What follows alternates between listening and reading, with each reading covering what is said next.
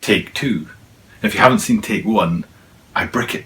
I'm not kidding, I absolutely cack it in that video. I'm sitting here talking about this shoe, and about 30 seconds in, and just out of the corner of my eye, my little girl pops up.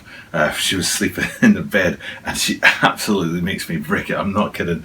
So I thought, you know what, I'm just going to keep that as a separate video of me just pooping my pants, and I'll come back to this video about this sneaker again another time. And here we are that other time shooting this content at a separate time. In fact, it's about 10 minutes later. Hopefully that video of me, making a fool of myself has made you guys smile. But without further ado, we're actually going to get into the shoe itself today, and hopefully this video will get past that old 10 or 12 minute mark and be a proper video and not have me in the middle of it absolutely turning white as if I've seen a ghost.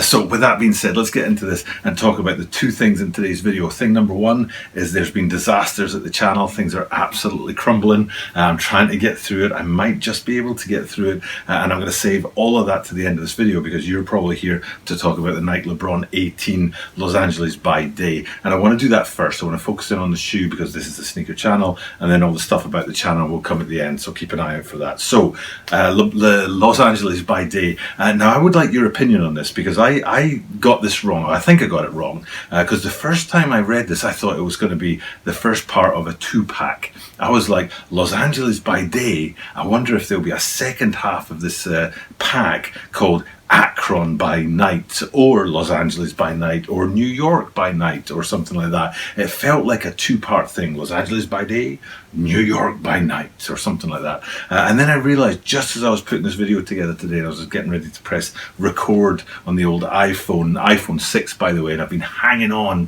for 5G to come to the iPhone, and it finally got here, so I might just be able to upgrade the old phone pretty soon as well and get some better quality of looking at my ugly mug. But anyway, it was just as I was about to press play, I realized that what it actually isn't Los Angeles by day and then something else by night. It's kind of a play on art.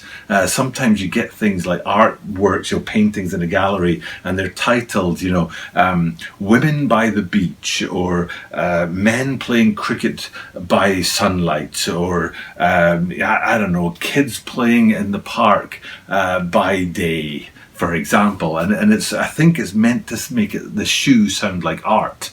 Los Angeles by day, and that's it. And there's no second half unless Nike and LeBron watch this video and think, ooh, maybe there should be a second half and it should be Akron by night. So maybe you heard it here first. Maybe I'm the first one to sort of think that way. Los Angeles by day, Akron by night. But I'm pretty sure that's not what they're planning. They're just saying that this sneaker is about Los Angeles by day, and we're going to take a look at that right now. So without further ado, let's get into this upcoming release of the Nike Lebron 18 Los Angeles by day.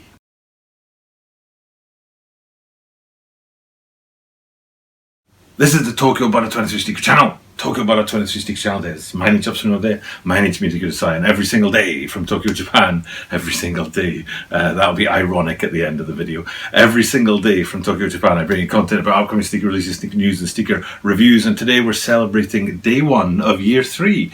Who knew? I worked it out earlier. I quickly checked the archive on my channel, and the first video I put up on the channel was October 24th, 2018. And this video should go up on YouTube October 25th, 2020, through 2 years and 1 day later. So it's day one of year 3. Now originally when I started doing content, it was once or twice a week. I think it was twice a week I was doing.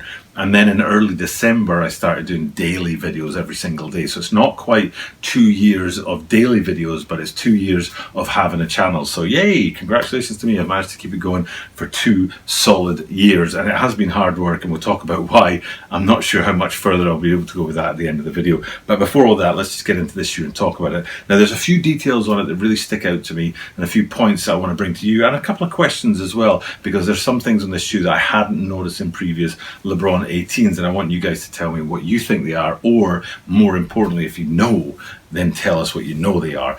So first things first, let's take a look at the shoe. It's the two halves, as LeBron 18s are. Many people feel like the LeBron 18 is a step down from the LeBron 17. Hopefully I have a picture of the Harlem Fashion Rose LeBron 17, which is one of my favorite sneakers of all time. And I'm saying hopefully because of that channel disaster, I might not be able to get the picture up. But anyway, I feel like the LeBron 17 had an identity, and it knew what it was. It knew what it was doing. It knew what its limits were. It knew what it was, its aim was, what its purpose was. It was a really centered shoe, and it had identity. And I feel like the 18s are still looking for that. They're still trying to find the right balance of colors, or the right place to contrast versus the right place to complement. So I feel like the 18s are still kind of scratching around for that identity, but the 17s were just full on a sneaker, like a complete sneaker, all there wrapped up and perfect. So looking at the whole sneaker, you've got those two halves, which is one of the things that people are a bit critical of. And I know it's all about the technology and the support and the strength that the back half gives you versus the flexibility and the sort of, the innovation that the front half gives you. And speaking of that front half, we know the back is blue, but the front half is sail or cream or off-white or something like that. But it's a nice color, and it kind of works well with the way that the back end complements the front of the shoe. But one place that I'm a little bit disappointed is down low on the midsole, because again, I don't know if I'll be able to get these archive pictures up because of what's going on at the channel, but hopefully what I can show you here is the LeBron 18 Lakers. And one of my favorite things about that shoe was down on the midsole, there's points where you've got a line on the sort of forefoot of the midsole, and then another line just like it on the back half of the midsole. And what they did with the Lakers was the back half of the midsole, I think I'm right in saying it was purple with a white line in it, and then the front half of the midsole was white with a purple line in it. And that kind of, duplicity, or the contrast between the two, the way they complemented each other, the inverse or the negative, purple and white and purple, it really worked for me. So I was kind of disappointed to see on these guys that they haven't gone with that. Blue rear half of the shoe with a white line should be white front half of the shoe with a blue line, but instead they've gone with pinks and I think yellows and blues, light blues up at the front end of the shoe there. So that balance that I like to see between the front half of the midsole and the back half of the midsole is kind of gone on this shoe. And then other details, if we flip around to the medial side, LeBron's not afraid to put pink in his shoes, something that I appreciate. Pink and blue together, always looking good for me. I like a unisex vibe and things. Anyone can wear any size of shoe. It doesn't need to be women's only or men's only, things like that. So the medial side, which you get on LeBron 18s, has the signature swoosh on there. One of my favorite things about it being on the medial side, so it's less visible to the public. I think that's kind of cool. And then other details, if we go up the tongue, that's one of the signatures of the LeBron 18s, is the tongue with the 3 visible air bubbles in there. And it's one of those places where they can choose contrast or to complement. So is it going to be different to the rest of the shoe and it jumps out at you, or is it going to make the rest of the shoe look good because it fits in? And in the case today, it's all about complementary. The bubbles that run up the middle of the tongue really do match the rest of that front half of the upper, and it looks really good. Although I am usually pretty critical about the top half of the tongue, where you've got this kind of rigid, hard, plastic looking finish up there that I always say reminds me of Jordan 6s, even though the physical structure is very, very different. The actual material and the hardness of it looks kind of similar. Flip out to the back. I think I'm right in saying the pull tab on the back is pink as well to complement that pink swoosh, and tons of blue. And this is where my question comes into you guys. I know, or I'm almost 99% sure, on the left shoe lateral side, what you're looking at right here says, is it from the city of Akron, Ohio, I think, LeBron James's hometown. Something he's very passionate about promoting.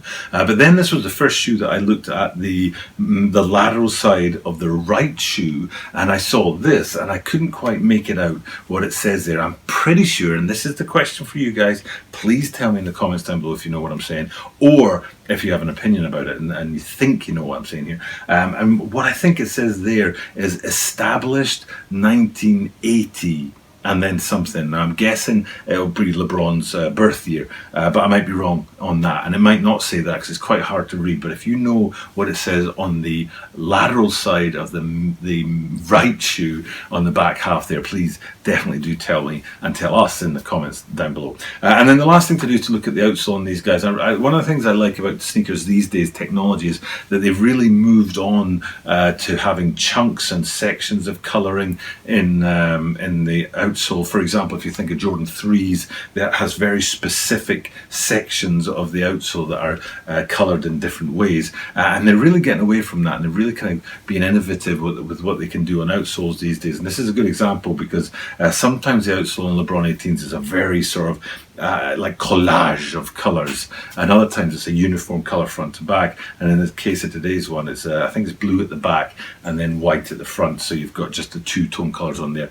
And I think I'm right in saying right in the dead centre there's that pink motif coming at us again. So so that's my look at the LeBron 18 Los Angeles by day. Hope you appreciate that. Usually I would finish up the video here and say thanks for checking out the content, and then point you at tomorrow's video, but I'm not going to do that because I need to finish this video by talking about the disaster that is the channel. And what I mean by that is that I'm in limbo and I don't know if I'm going to be able to continue with the daily content for a couple of days. Now I hope I'll be okay.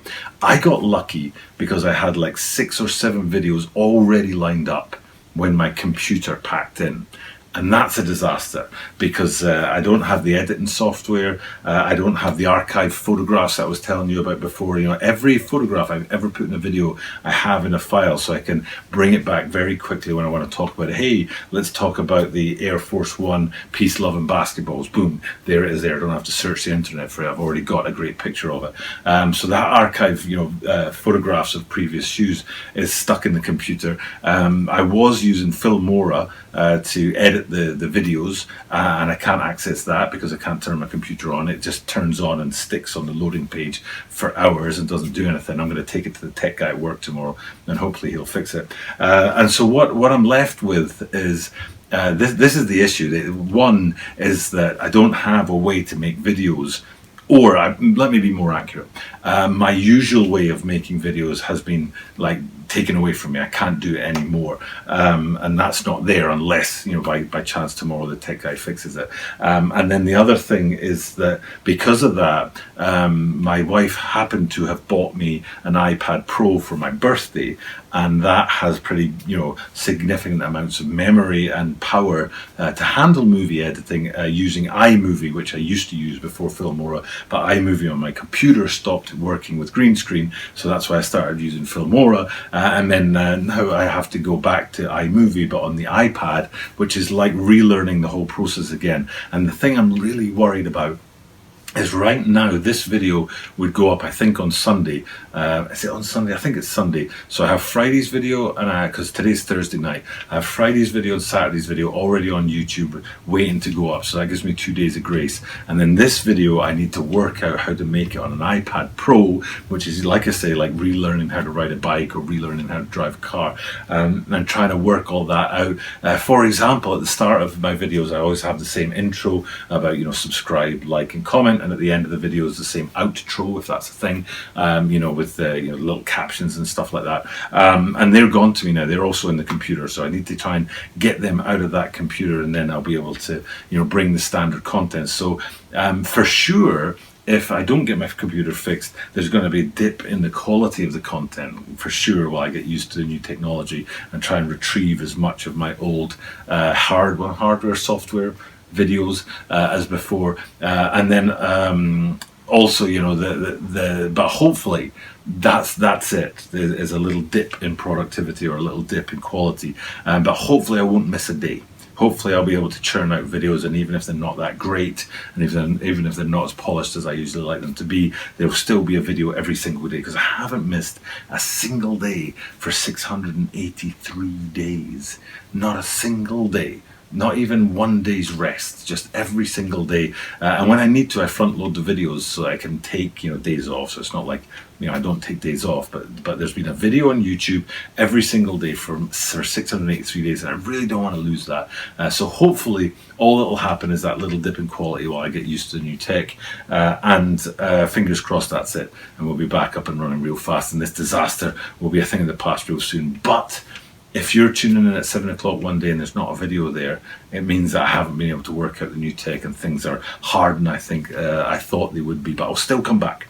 I'll still come back and be doing the videos as soon as I possibly can. So without further ado, what I'll say is the thing I say at the end of every single video, but instead of it being a guarantee, today it's just a hope, because I do this every single day, and that means that I hope I will see you tomorrow.